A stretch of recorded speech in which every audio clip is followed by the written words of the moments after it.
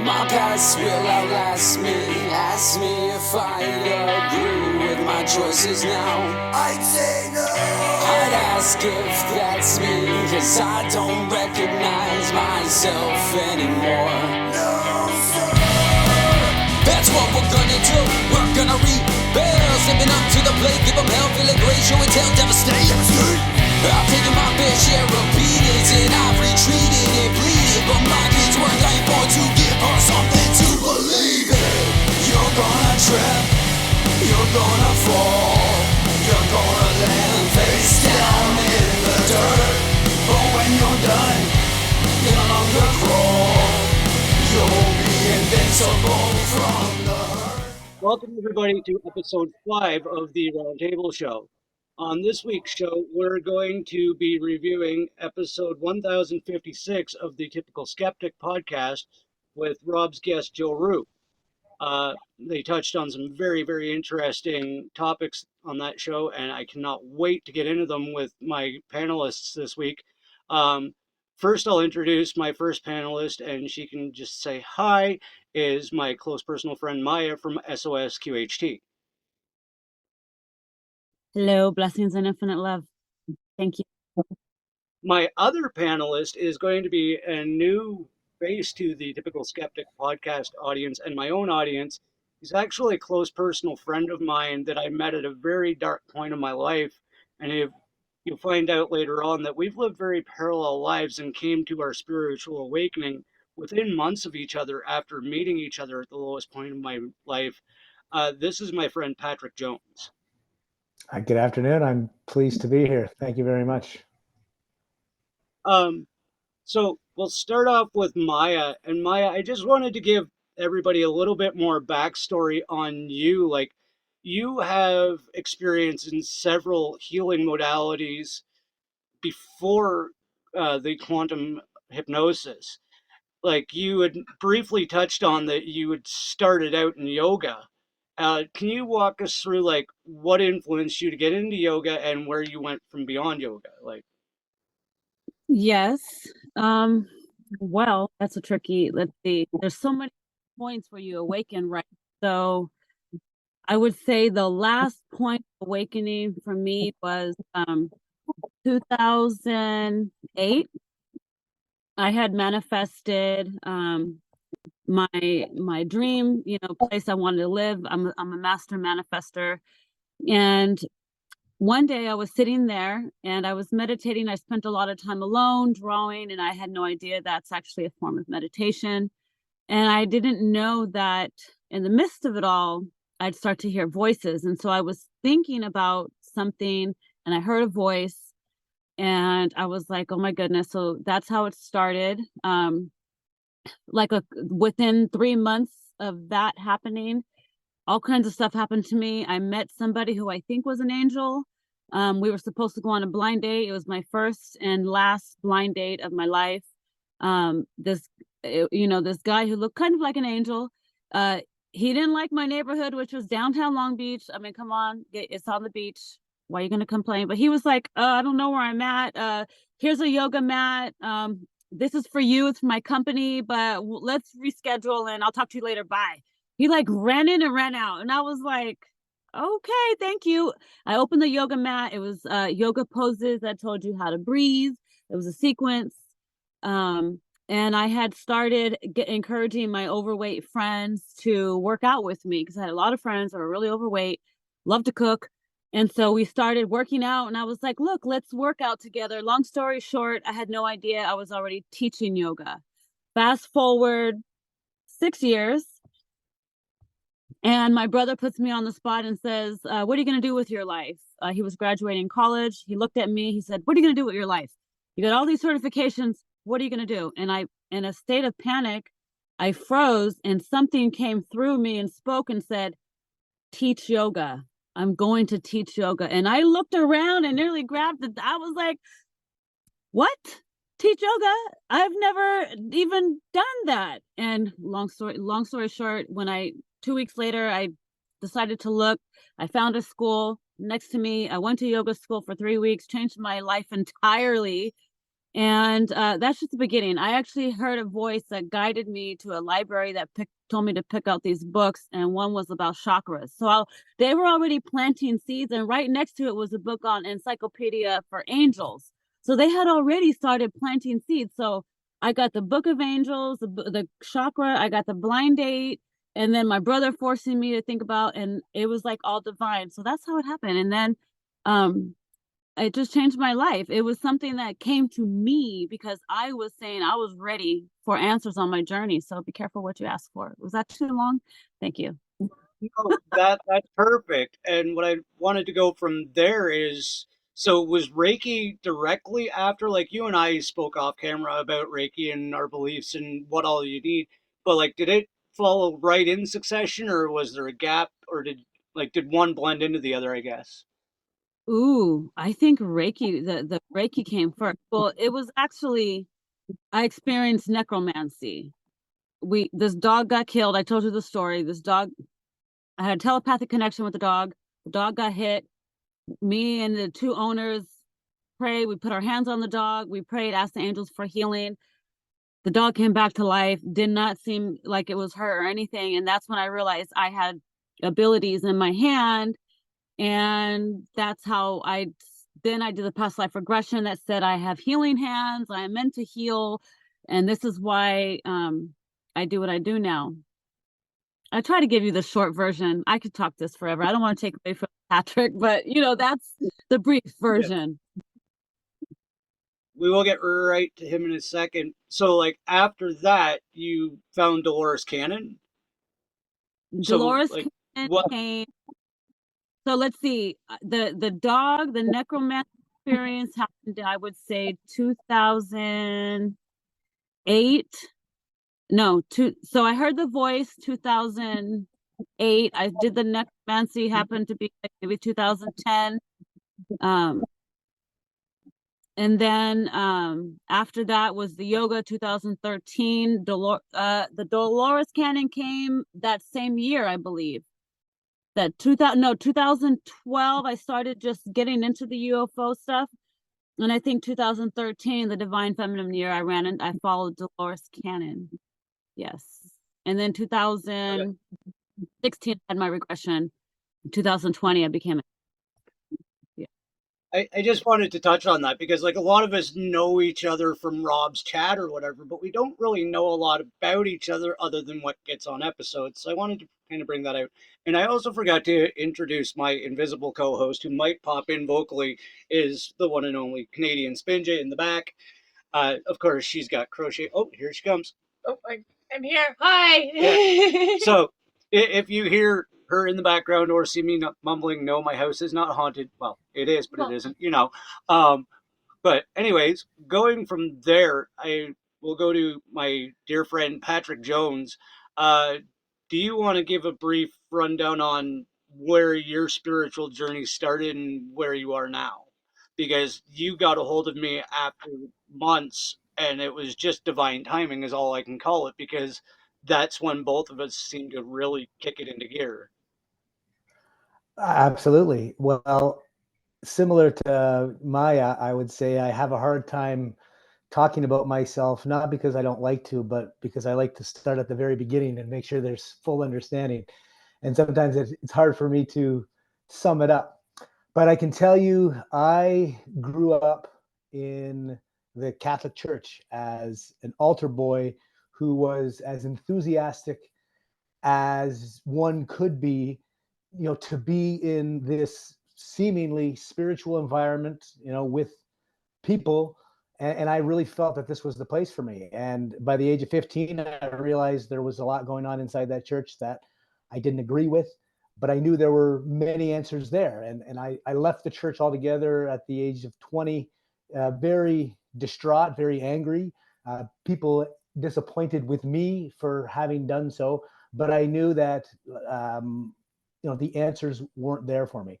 And at the age of, I'm 43 right now, and at approximately the age of 30, I was a soldier in the Canadian Forces. I had a hobby farm where I was growing chickens and turkeys. I had I'll call it a happy marriage at the time with wonderful children. I was a bit of a rising star at my military unit. And, I felt that that's what success felt like to me, as to what I was able to attain. And I had come to the conclusion that I was my body and that I was my mind, and that the spirit realm did not truly exist. It was invented by people for control, for a variety of reasons, but that anybody who claimed to manipulate energy in a spiritually charged environment was lying, or being lied to, or lying to themselves, all with intention.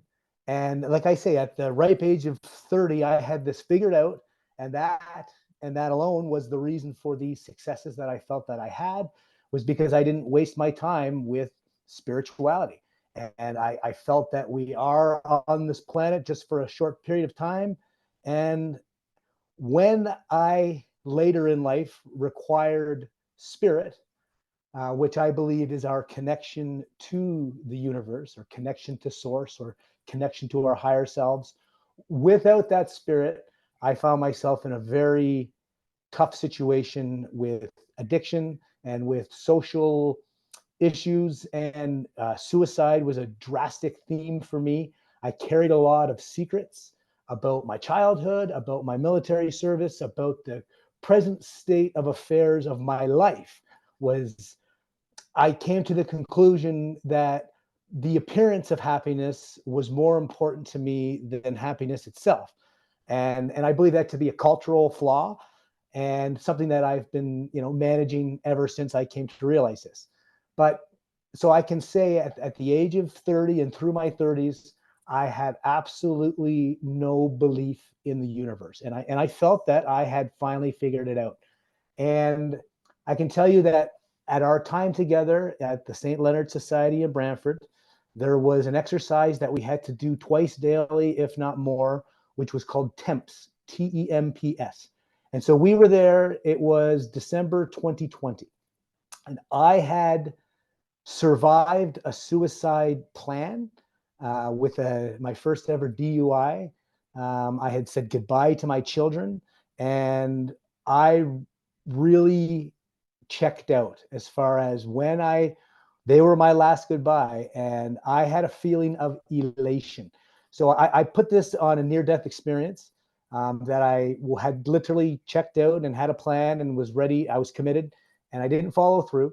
And when I made it to the facility that you and I met at, that TEMPS exercise, where you have to describe how you're feeling, and T stands for any triggers, E is emotionally, M is mentally, P is physically, and S is spiritually. And, a tough exercise to do in a room full of friends, let alone a room full of strangers, let alone a room full of addicts. But at this point in my life, I was just happy to still be alive. And the very first time I did the TEMPS exercise, when I got to spiritual, which was last, I drew a blank, as if to say, I thought that by describing how I was feeling emotionally and mentally and physically, that was describing how I was spiritually. And I heard grown men say, I feel connected today. I don't feel connected today. And I did not know what that meant. And I do now. And so that was the start of my spiritual awakening, was, I believe, surviving my own demise, and then coming to accept that I had an issue with spirituality. Not the world did not have the issue, but I had the issue with spirituality. And I put my soldier shoes on and really researched everything I possibly could, which I've ceased that activity. I no longer research. I feel things out a little differently. But at that time, I came to decide that I must have an issue with intuition, had I not had a spiritual connection, as many in the world seem to do. And that acknowledgement sent me, again, intellectually down a line of what could possibly be the reason for how I feel as I do. And retrospectively, what I have come to realize is that I was living outside of myself for an extended period of time, most of my life, whether we're talking about pineal gland being severed or the connection being severed, or the state of our energy centers was so out of whack that my circuit board just could not take in the messages, so to speak. But I truly believe that through wellness, which I took on as recovery from addiction, I'll say real quick, it took me 4 years to quit drinking for a year. And what I mean by that is I continually tried to cease drinking, but changed nothing else in my life. And it was just fail after fail after fail. And what I learned in rehab the second time, where I essentially locked myself in a room for 5 months to learn how to meditate, was that what I learned was that I had been living outside of myself, and that through self-care and self-love, I was able to reconnect myself to the universe, and then, follow my higher self intuitively. And it's been a wonderful experience ever since, not without hardship, but I have never felt better after making the decision that it was a spiritual issue that was contributing to the way that I felt and the way that I felt I did not fit into the world. Yeah. No, you absolutely hit the nail on the head. Of course, both of our experiences were different coming to where we met, but I've even explained it to Spinja in the sense that there's a while there that the darkness of the bottle seems better than the darkness of your mind, because when you figure out how much you've screwed up your own life, you're like, well, I just don't want to deal with this. And that's where I was when we met. And I feel so much better. And, you just made me realize something, that the first time I started considering spirituality was in that program. Like, spirituality beyond religion happened for me in that program for the first time. Wow. Because I was the same way for the first. You just did this to me, bro. So thank you for this interview. You just made me realize that that's where I started talking about spirit instead of God, instead of a religious figure. And don't get me wrong, I said it before and I'll say it again. I have no problem with Jesus. It's his fan club that freaks me out.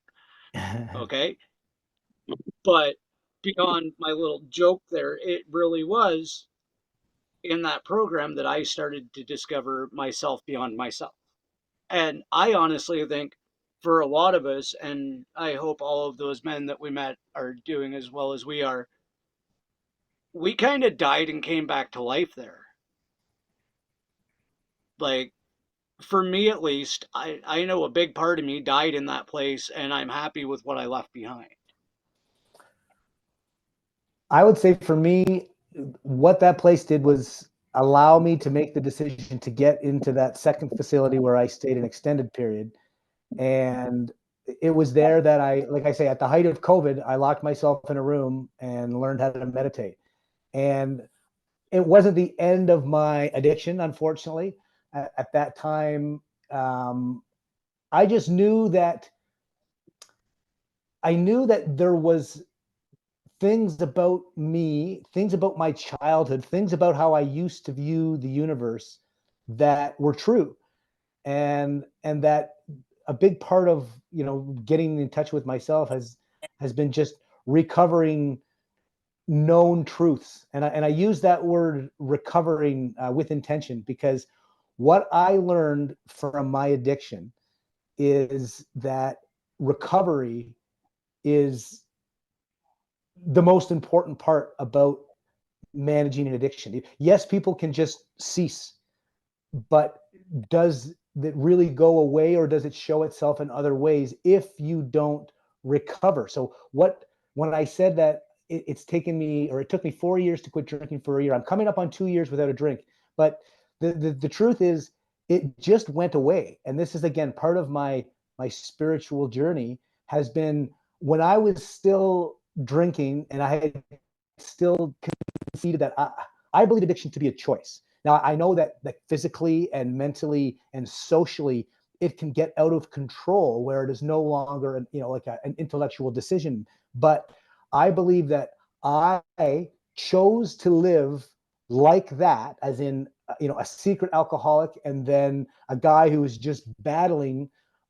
I was better to live and disappoint everybody around me than I was to deal with what I had to deal with to not feel like that. And it's all about feeling. I find when we wake up in the morning, some people go out and act out how they feel, and some people change how they feel. And I needed to get to a place where I could wake up and be comfortable with how I felt. And, addiction got me into recovery. And once I started to recover from having been an addict, that showed me the power of recovery. And I started to recover from having lived a lifetime outside of myself. To live without a spiritual connection takes its toll. So not only did I have to manage living now with this new, I'll call it, access to information that I've got, I have to acknowledge that I have been living a life without that for this extended period. And just like addiction, it needs to be treated with recovery. I need to get back what I lost while I was in that state. And I feel culturally, there's a lot of this going on organically. People are drawn to wellness as they weren't in the past. People are acknowledging their ailments as they have been trained not to do. And I do believe that to be with, the ascension of hopefully Mother Earth, but on top of that, the human population. And I think that this is how it has begun. Maya, Can you I look like you wanted to say something. I resonated with that so much. So my father was an alcoholic. My family was very Catholic, everybody was alcoholics. My father was very abusive, always alcohol in the house. When I got older, alcohol was introduced to me off and on. When I was in high school, was a, raging alcoholic as a teenager. My first OD, out of body, whatever you want to call it. When I started drinking later in life, when I had my first divorce, I started drinking to drown my sorrows. Like, it was another level of drinking. It wasn't just for fun. I always told myself I didn't want to be that abusive drunk, like when you start drinking and then you let the entities take over. So I actually would pray before I would drink and be like, God, please let me just meet people who want to talk about you. Can I just talk about God? Be that drunk in the corner talking about God. And sure enough, when I would go to the bar, I'd put myself in a corner somewhere and people would be drawn to me. And then we'd start having these deep conversations, about spirituality. And then I would have blackouts. And I was like, uh-oh. And then I realized after I got a DUI when I wasn't even drunk that was a warning. And I was like, oh my gosh, all the times I drove while I was drunk and I didn't get caught. And the one time I get caught, I'm actually not drunk, but they pinned me with the DUI anyways. But anyways, long story short, mine was the same way. So when I did my regression, they said that I didn't have to break an addiction to alcohol because I used it as a tool, kind of like a utility, right? And I used it. And when I heard that, it made me feel so much better. And then when I turned 40, I said, I wanted to quit smoking, and I ended up having a really bad hangover. And ever since then, I haven't been able to drink alcohol the same. And it's almost like when you level up in the ascension level, certain things you just don't need anymore and your body can't handle it. So now I'm noticing a lot of us, our stories are finally at that level where we're like, I just can't drink anymore. My body can't handle it anymore. I feel like that's where a lot of us are at that have been going on this journey. But I think you're right. And I think that it doesn't have the same value. I think I used it to suppress emotion and to feel better and to all kinds of, it was a tool for sure. But it came at a cost. And at this point, it's just, there's no value in me. Like my drinking habit stopped. Like I was at a point where I was drinking excessively without remorse, which I had been several times in my adult life. And I was always thinking about quitting this time, thinking about cleaning up. I'd already been to rehab twice at this point. And I had a guy delivering bottles to me. And I started calling him at the end of the day, like, bring me another. And he's saying, like, what, are you having a party? And I'm saying, I don't know what to tell you, but it's just not scratching the itch as it did in the past. I'm so hyper aware of it. I don't know what to tell you.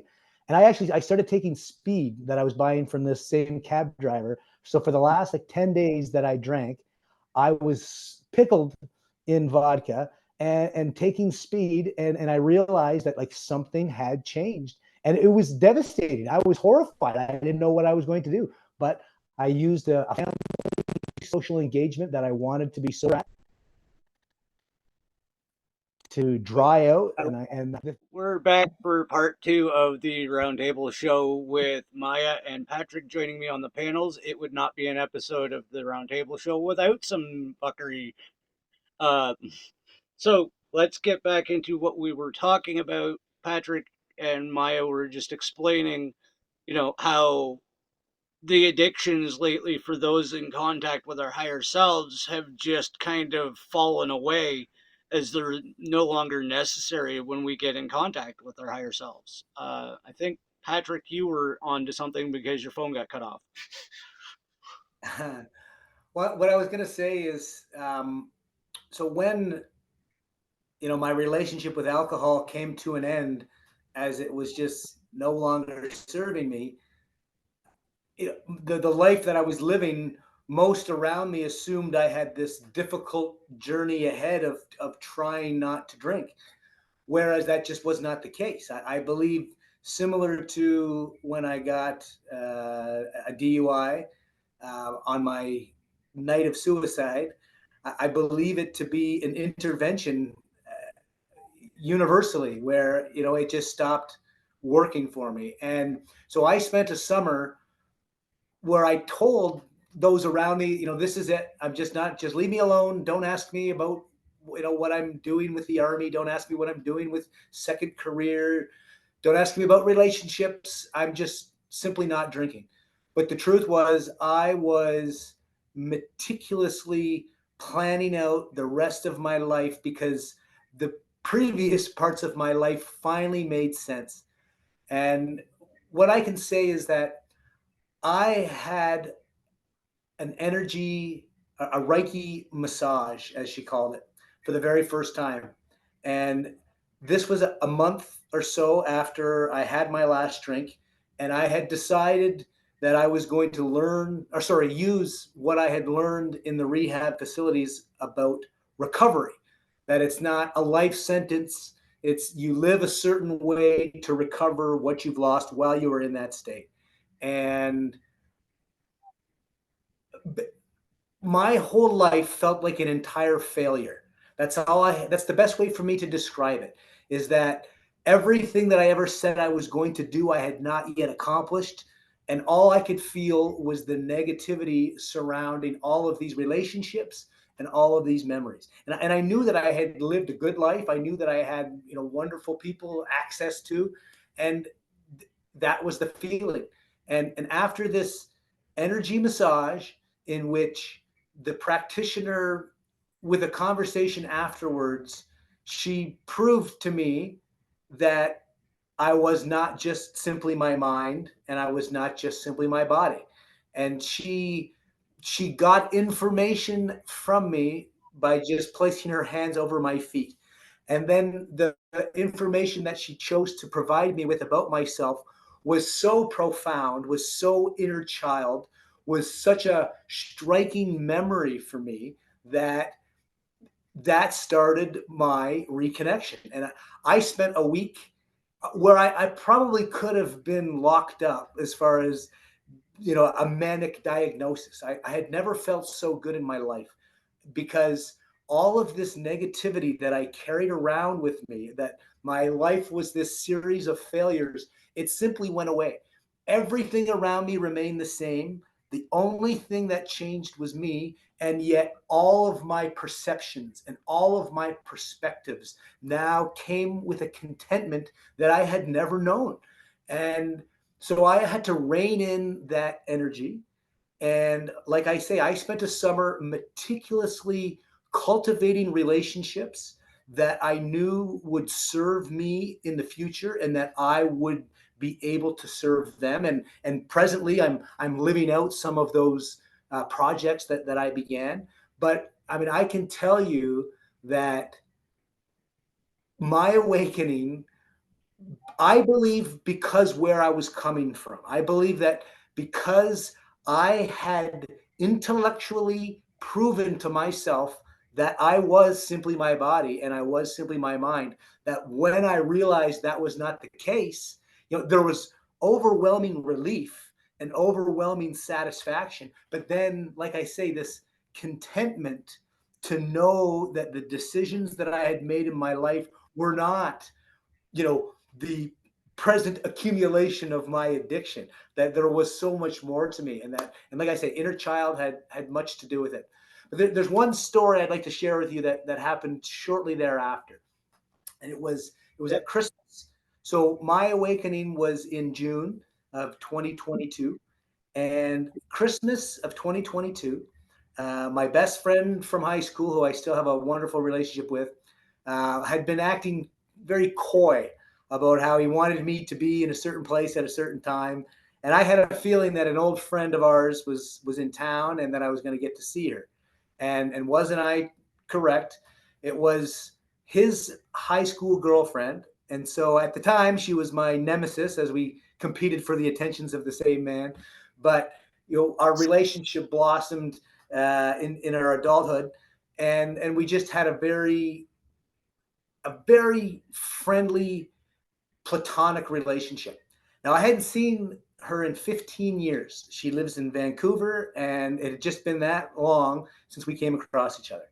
And so I'm sitting in a bar, not drinking, and he comes walking in with this woman that I recognize, but I can't quite place. And when she gets up close and she looks at me, and it's Tanya, and she says to me, hi, Pat Jones is what they used to call me in high school. And I said, oh my goodness. And she looked right at me and she just about burst into tears. And she said, I have cancer. And now she had cancer at that point for about 2 years. And when she came home to Ontario at Christmas time, it was actually after the New Year. She was supposed to be home at Christmas, and she had another surgery and couldn't make it home. And she had decided to commit suicide and stop taking her pill that hurt the most. And she had come home to Ontario to say goodbye to everybody, and she was going to go back to BC and die. And the moment that we looked at each other, now don't forget, we're just two adults that haven't seen each other in 15 years. She's kept this cancer secret for 2 years.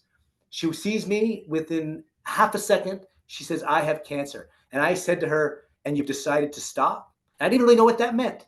And then she burst into tears and said, I've stopped taking my pill. And when we made eye contact, I was so overwhelmed with my own suicidal feelings that I hadn't felt in quite some time. But the difference was my the way that I fantasized about suicide was very often bridges. I used to hang out on the wrong side of bridges a lot. All my local bridges were measured, and that was just kind of that was the spot that I thought I was going to do it. And I never could. I would, like I say, sit on the wrong side of a bridge, and I could not bring myself to roll off. I used to hope for a truck to come rumbling by and knock me off. But the difference was I could feel in Tanya's situation that for her to commit suicide, all she had to do was stop taking a pill. She didn't have to do anything but just live. And I knew that somehow. And so I looked at her and I said to her, Tanya, and again, this is within 15 seconds of seeing each other for the first time in 15 years. I said, Tanya, you're allowed to die, and you don't have to do it alone. And we shared that moment, and it was very, very powerful. And that week, I scooped her up. I took her back to my hometown, took her to 2 spiritual healers that I knew, and got her on a sort of a path to reconnect with herself. But the situation was outrageous. She came home 2 weeks late for Christmas, and then all of a sudden jumped in a van with her ex-boyfriend and his buddy and drove across the province to go meet with somebody. It was an outrageous situation. And from that, I met another man that you and I met together in the facility, Mike. We're still in touch. Yeah. His best friend was dying of cancer. I won't go into the specifics of his story, but I walked into the Brantford emergency room, and it was like a war zone. It was just frantic. It was just overwhelmed. It was an awful situation. And this poor man was sitting in the corner with stage 4 lung cancer, kind of dying. And I sat down beside him. I took his hand, which was kind of a strange move for me to just walk in and see this guy that I've never met before. And I could feel his cancer inside of me. It felt like congestion. It didn't feel like pain, but I was body scanning myself, and I scanned right into him, and I felt his cancer.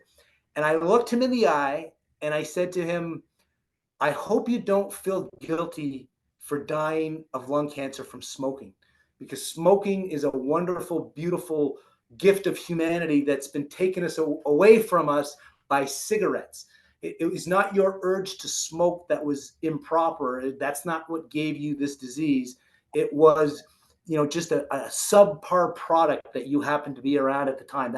And the relief in this man was, I could feel it. I could feel him accept that it was okay now that he was going to die in this fashion. And like I say, it was an oddball situation that I kind of got myself into that just made so much sense. And I won't go on, but I had 3 more very similar instances in a week's period of time with people with cancer and with just being overwhelmed by the own feelings that I had when I was extremely suicidal. And that was more than a year ago, and things have changed, I'll say, pretty drastically since then. But my goodness, what a confirmation that, yes, I am special. And yes, there are things that I can do that others can't. And that's okay, because there's other things that people can do that I can't. And I grew up in a world where that wasn't okay. And that's been a big part of embracing my newfound spirituality, has been coexisting with those who don't seem to understand. That is an absolutely beautiful way to actually segue into the episode, which will be right after I play Carbon Dallas's High Maintenance right here. Let's try it again.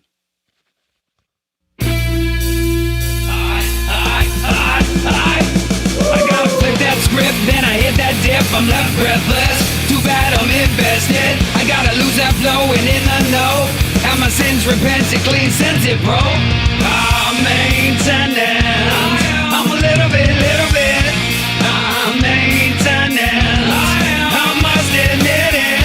I wish you all the best and change all the best that I can give away. I'm a rockstar, hip-hop and pop charge, hard rock but cross with a cop car. I rock hard, I hail from the place where shit never happens. Usually stay cool, but if fooled I start snapping. Last but not least, I'm a dog, not a beast. Cats will get chased and I'll raise by these teeth. I'm moving, baby. Woo, I'm grooving, baby. But I'm maintenance. I'm a little bit maintenance. I must admit it. I wish you all the best and change all the best that I can give away. Never did I see this happening. A whole new chance to change like everything. Yeah.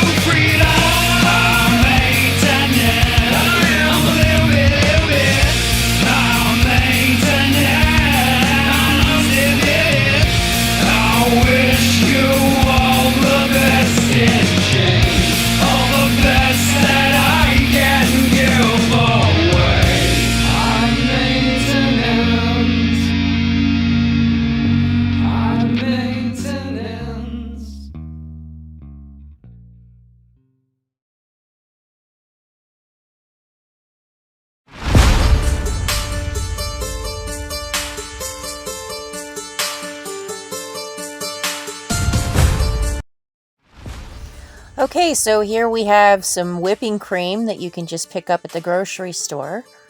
You don't need a cow to do this. And this is my butter churn.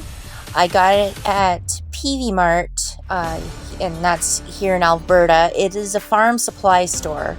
So if you check out like farm supply stores, you can also get them online. If you have any questions, I can help you out there. So I'm just filling up half of the jar. And again, there's really no right or wrong way to do this. So I'm going to be able, you'll see at the end how much butter that we get out of this. So I'm just going to put the lid on and start churning.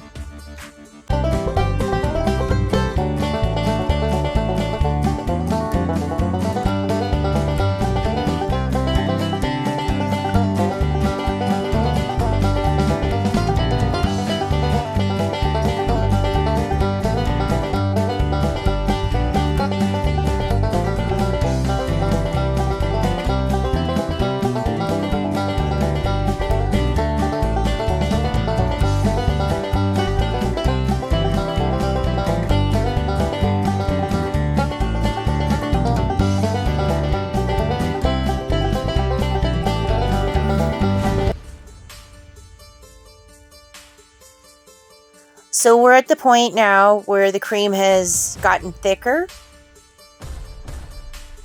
It's almost butter. So I'm just going to give it a scrape and just show you where we are. You see how it's thicker? So that just means we need a little bit more time.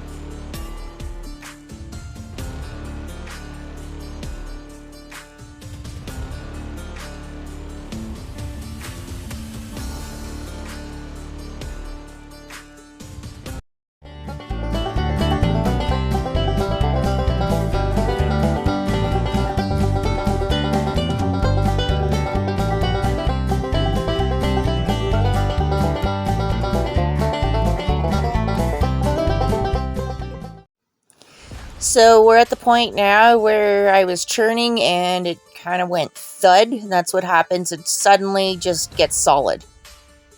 So as you can see, I'm taking it out. I'm going to put the butter in the strainer. Oh, I forgot some stuff there. Oh, yes, I got a plate out so that I can set my stuff down without getting stuff dirty. So yeah, I'm gonna strain out it's buttermilk, but it's not. It's more like butter water. It's not the traditional buttermilk that you get from the store, but it is still useful. You can use it in baking, such as pancakes and biscuits. I think I'm going to do some pancakes next, so we will use that in the next edition. So I'm just going to scrape out the jar and strain out the rest of the buttermilk.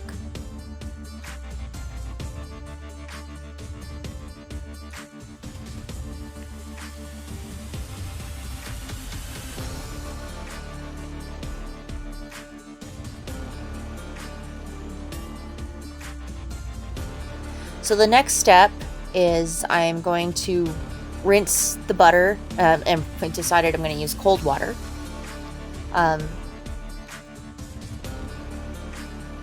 So I don't measure, and I'm just kind of flying by the seat of my pants here. There might be a better method to do it. Like, for example, there with my spatula, some people have butter paddles.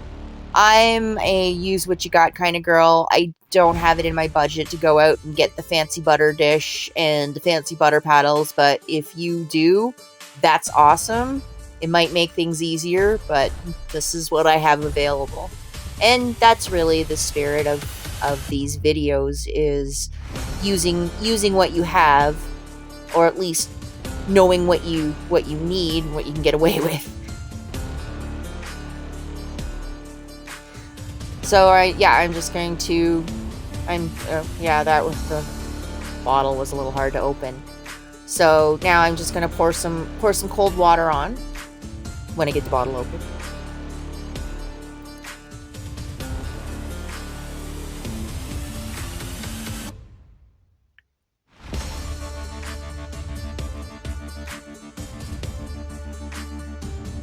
And this is where the butter paddles come in, and I started out with the spatula, and then I remembered, nope, I can get down and dirty with my hands.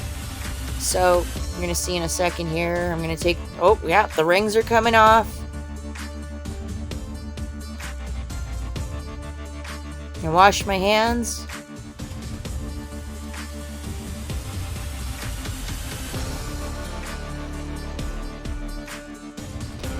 And so what I'm doing right now is I'm just squeezing the butter, and I'm squeezing the remainder of the buttermilk out of it. And I'm sure there's a prettier way to do this, but it works for me.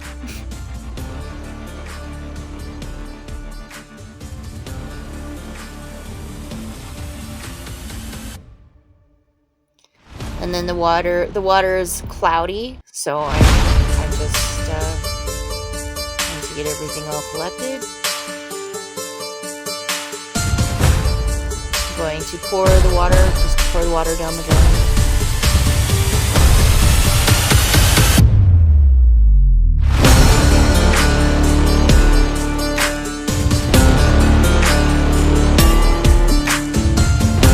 Squeeze more of the water out.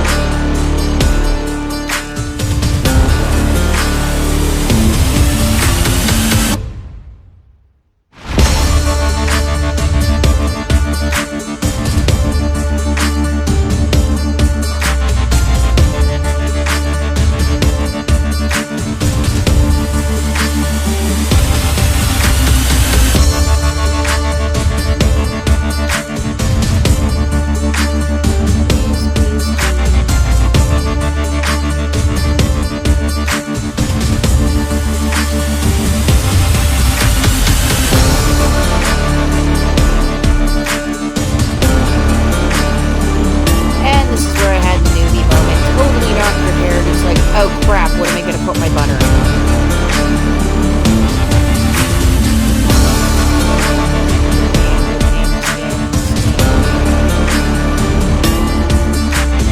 I don't know, watch it. Yeah, because your hands obviously get a little greasy.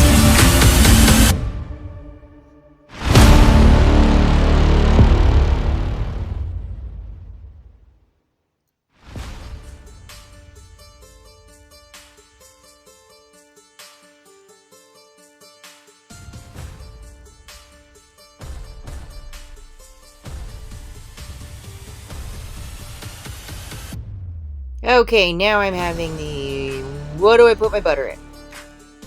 So we're just going with a Ziploc container right now.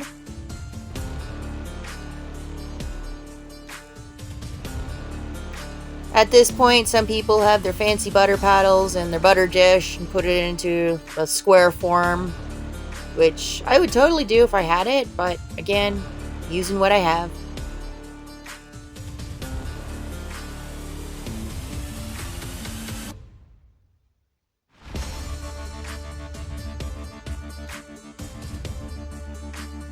And there you have it. There's your butter.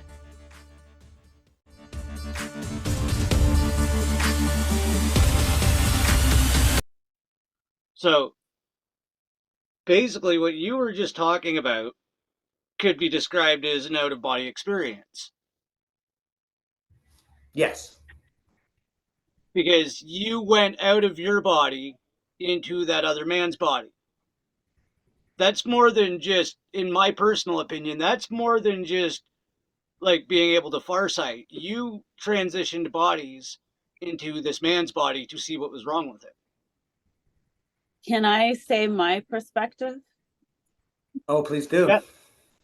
So, what I have come to learn is that people who have disability, number one, you're an empath, right? Because you can feel somebody's body, but you're also a psychic. You're also psychic because you're using that intuition, your knowing and the all knowing, right? Like you just know.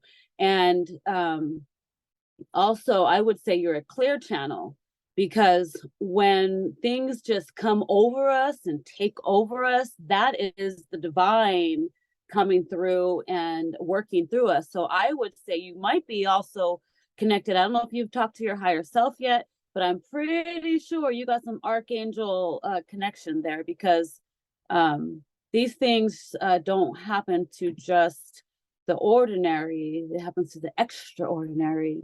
But let me ask you this, is that lady still alive? Did she survive? Did the cancer, she beat the cancer? I'm curious. She is still alive. I wouldn't say she's well, as in she is still a professional cancer patient, but she has come to realize that the care that she's been receiving, maybe her health and wellness has not been the priority of that care. And I do believe that she's well on her way to healing herself, which is in the end what we all kind of learn how to do. And I think about her every goddamn day, knowing that she's here for a reason, and I do believe it to share her story.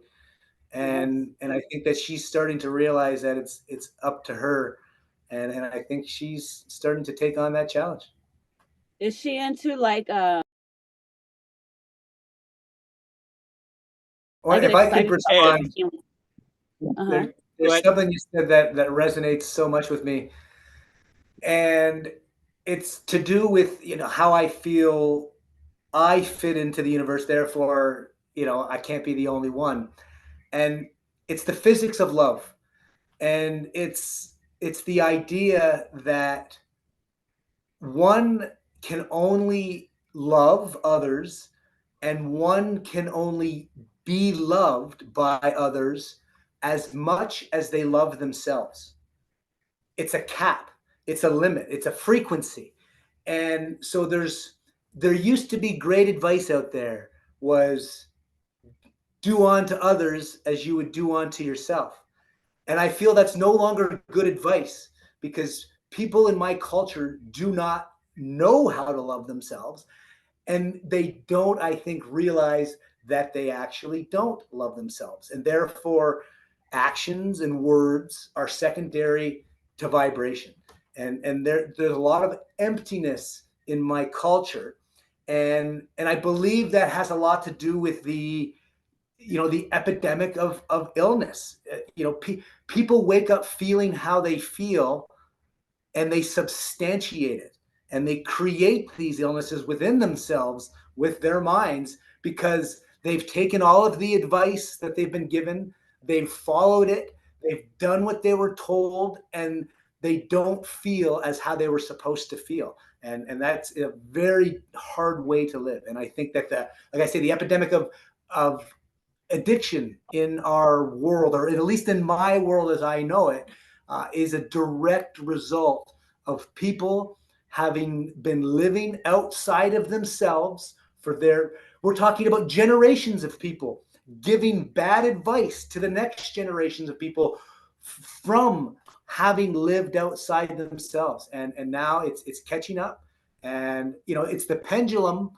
And one thing that has me very excited about the present is that I believe that there's a predominant culture in the world that's holding everybody else back. The negativity is palpable, and the negativity in those vibrations does have an effect.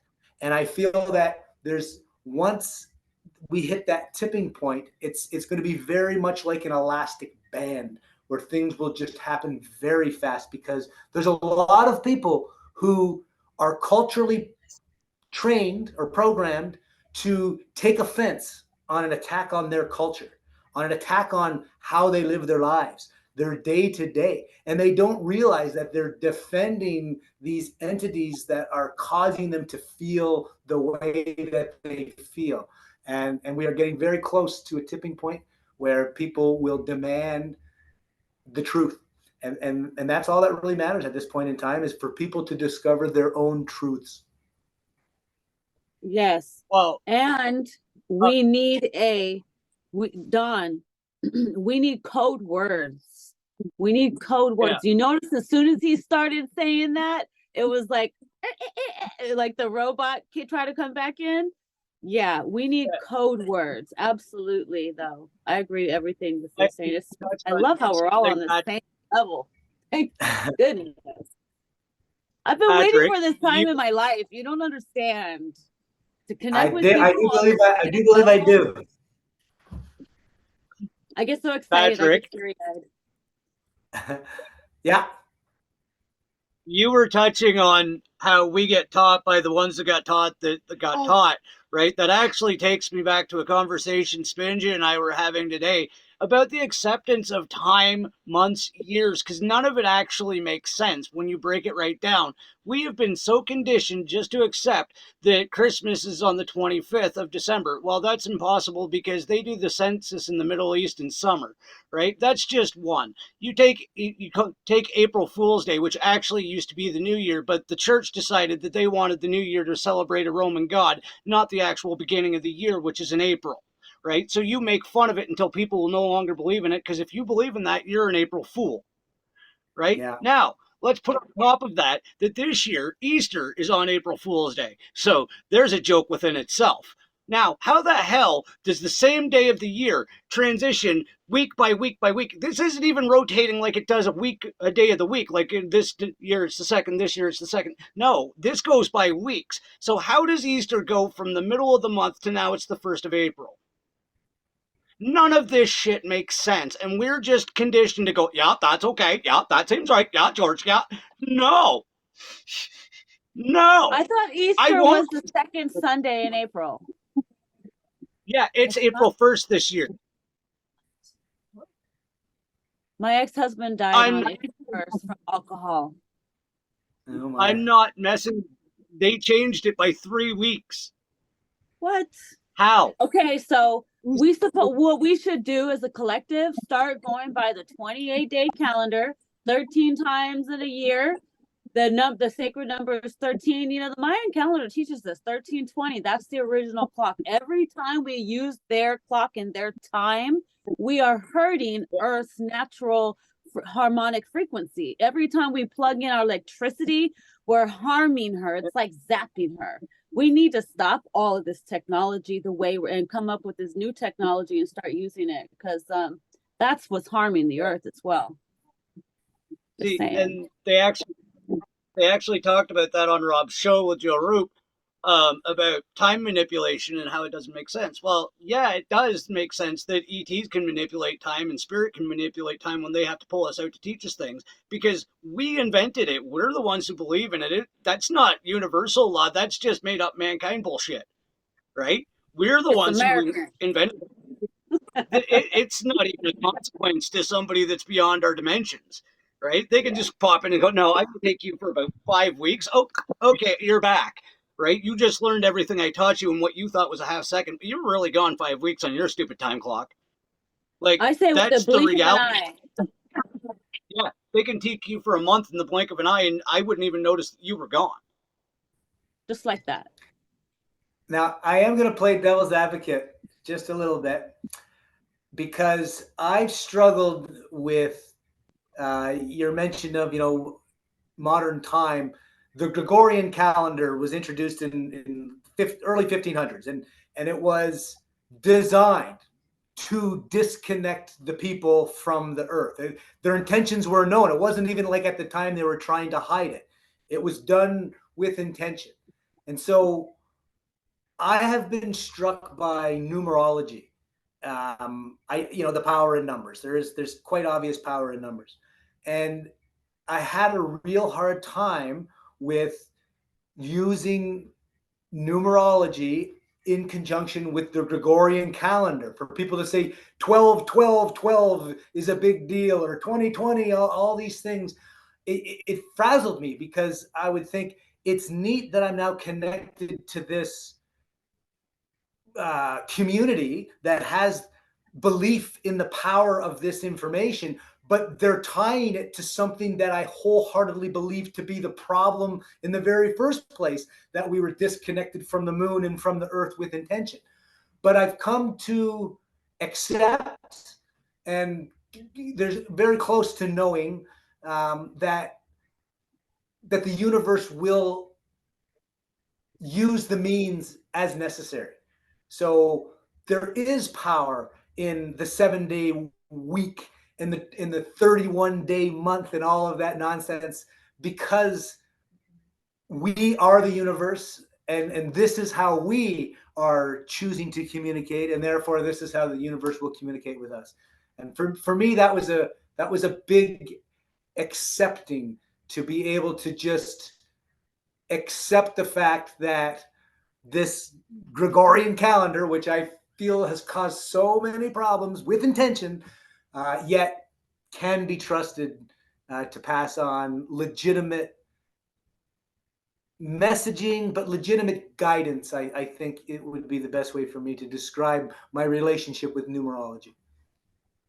That's good you That's came up with that, because I asked Archangel Michael about it. I said, because I know Jesus, Yeshua, wasn't born on 12/25, and he said no. And I asked Yeshua, when were you born? He said, I was born on 9/11. So he's a Virgo. He was born on 9/11. Mary Magdalene was born on 5/5. And so I asked, well, they said you would know it as your calendar would, and then that's what they say. So what they said is that even though they know it's not real, they said technically it doesn't really matter, because that's what they believe and that's what they go by and that's what everybody's going by. So they just it's like, look, this is what you guys go by, so we're just going to go along with it. Just like when you call upon Jesus, he still shows up, even though that's not his name. His name is Yeshua. Yeah. And I asked him, and he's like, I just laughed. You guys are so stupid. He's like, you guys just, but you still call me whatever you want. He don't care. But here's the other thing. And this is the last thing I want to say, if I don't forget it, because, my brain is starting to slip. What was the other point? You see, it's starting to go. What was the other point, Dawn? The numbers, the portals. That's the other thing they said. They said, yes, these things are important. We just did a session. I think we did something, Dawn, on 2/2. I don't know what we did, but it was a good thing we did it. So these are portal days. These days hold energies and portals open. So it's good to meditate on these days, because it brings in the energy. Just like if you find a crystal or a piece of glass that looks like, something pretty, it looks like a crystal, just because it's glass doesn't mean it doesn't hold a frequency and a vibration. It still holds a high frequency. I guess that's what they said. I don't know. But that's what Archangel Michael and them said. They said, it's okay. We know you guys, have your ways. But yeah. Sorry, Don. I talk a lot. No, that's why I wanted you guys on. I knew you guys would connect. The vibration is so funny, because I'm watching Spinge out of the corner of my eye, like having the same reactions you guys are, because I knew this was a good energy connect. So, Patrick, I know you got really deep into meditation like I did. Mine's more recent than yours. And I don't know your exact practice, but it's one Chris Matthew and I have in common, is I'll do like Wim Hof breathing into a guided meditation, or if I think I'm there myself, and then it usually turns into an app, and then I can just astral anywhere I want to go. I didn't know if that's an experience you've had yet, with how deep your meditations got in your recovery. No, not, and I would say by design. I believe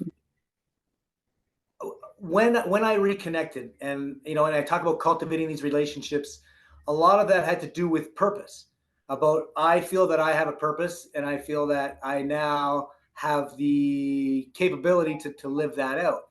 And I feel that I'm one of the lucky ones, where a big part of what is expected of me is to just live my best life. And by just simply living my best life, the influence that I will have on those around me is, the benefit in itself. And so I find with my meditation practice that I can just get myself into a state of, I can't help but think of it as high frequency. And it's the color purple is very significant for me. I can tell you, I started with silent mantra meditation. I did the 40 Days of Transformation by David G. I did it twice, and it's all Sanskrit words and silence mantra. You know, I believe 30 minutes is the goal of the 40 Days of Transformation. But, you know, if I have a good session, I will silently mantra myself with some of my own creations now, some of the Sanskrit, but I can do, 45 minutes to an hour. And my visuals are, what I'm attempting to do recently, right now, is to move my mind's eye around my energy centers and replicate color and sometimes geometry, depending on which energy center I place my mind's eye. And so the top, my crown, is kind of where I exist naturally, it seems.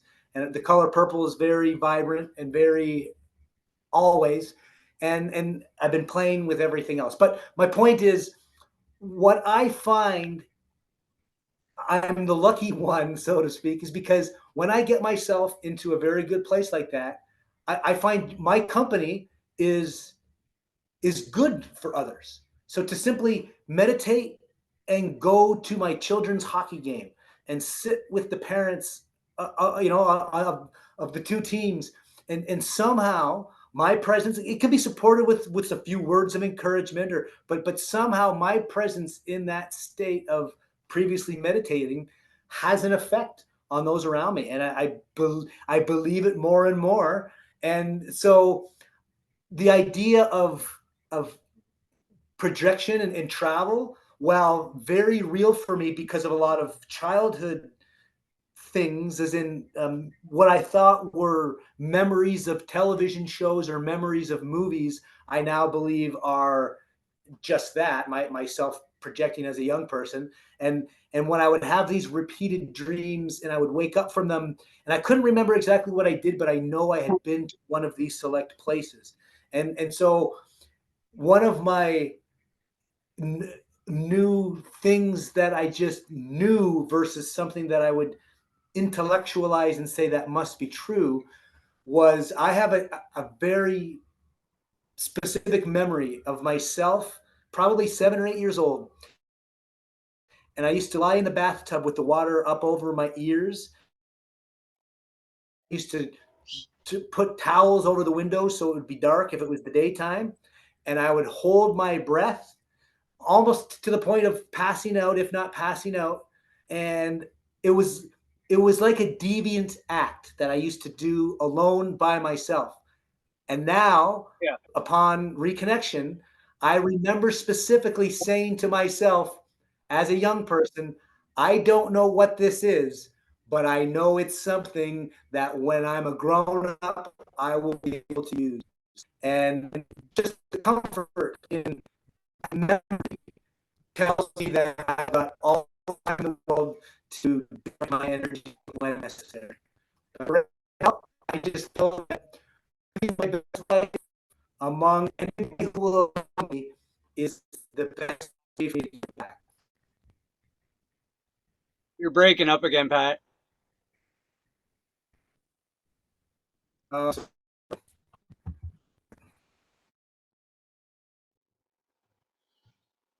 Oh no. Wow, somebody does not want him to tell his truth.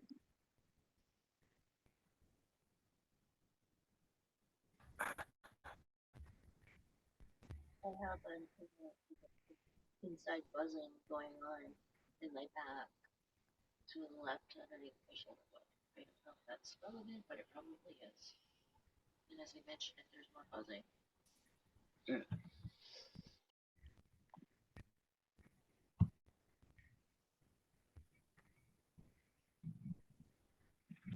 well, I'm really sorry, man. Yeah. You're back. Hello.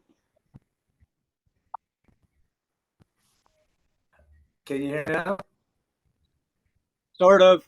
Keep going.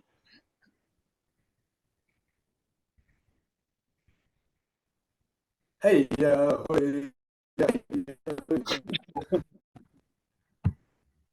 Oh, shit. Wow. shit. Okay.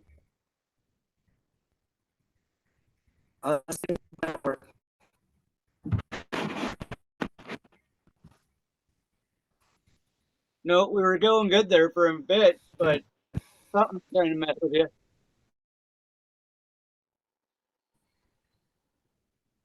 How dare he tell his truth? Yeah. This is what happens when people tell the truth. Technology shuts us down before it can even get aired.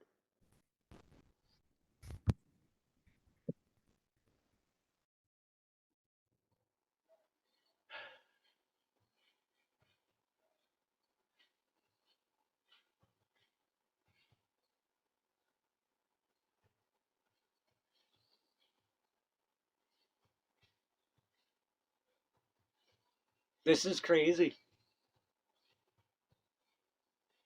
Okay. Well, I guess I'm just gonna cut this episode short, but we got some awesome truth out. So I am going to thank Patrick, even though his audio is something just tried to stop us from Jump Street on this one, but we got some amazing information out, and Patrick will absolutely be back. And you can catch him on an upcoming episode of the Mad Chatters show on 1077 Brattleboro. I think I said that right. Brattleboro, sorry. Where me and DJ Maya will be picking this up where we left off, and they can't shut us down again and again. So the truth will get out, opinions will be heard, and thoughts will be had and shared. So from there, I'm going to ask Maya where everybody can get to you. Hi, bye. Everybody can find me at sosqht.com. It'll lead you to all my portals. sosqht.com. Keep it simple. Okay. So please stay tuned for a short commercial about the most awesome podcast there is, the Typical Skeptic Podcast. Blows the shit out of mine because that's we got this idea. So hold on for a commercial from Rob, and thank you guys for watching. We will be back next week with probably more technical difficulties than you can shake a stick at again. Have a good night, guys. Thank you.